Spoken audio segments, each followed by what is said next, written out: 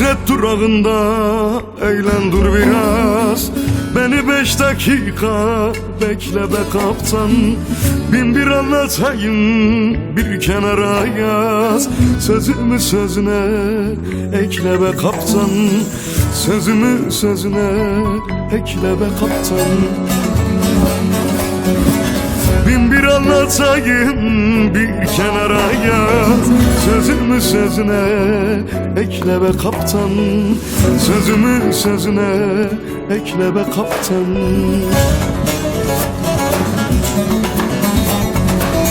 Bülbülü ağlatmak bir gül işidir.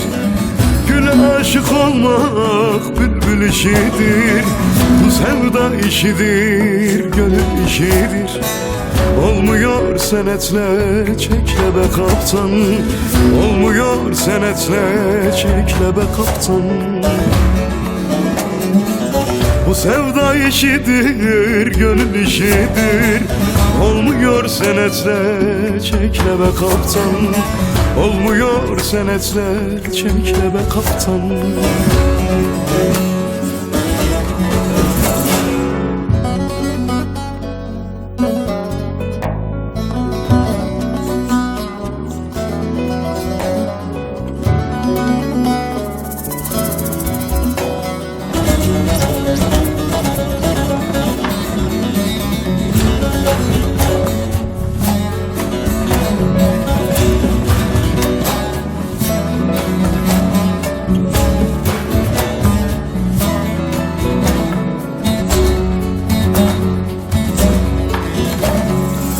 Divanesi oldum gamın kederin. Nedeni ayrılık acısı derin. Bir iyilik eyle de varsa boş yerin. Derdimi gemine yükle be kaptan. Derdimi gemine yükle be kaptan. Bir iyilik eyle de varsa boş yerin. Derdimi gemine yükle be kaptan. Derdimi gemine yükle be kaptan.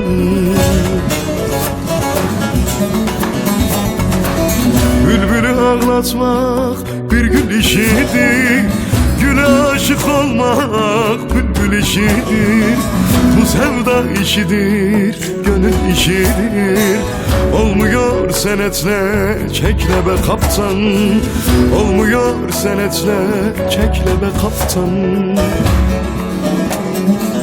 Bu sevda işidir, gönül işidir. Olmuyor senetle çekle be kaptan. Olmuyor senetle çekle be kaptan.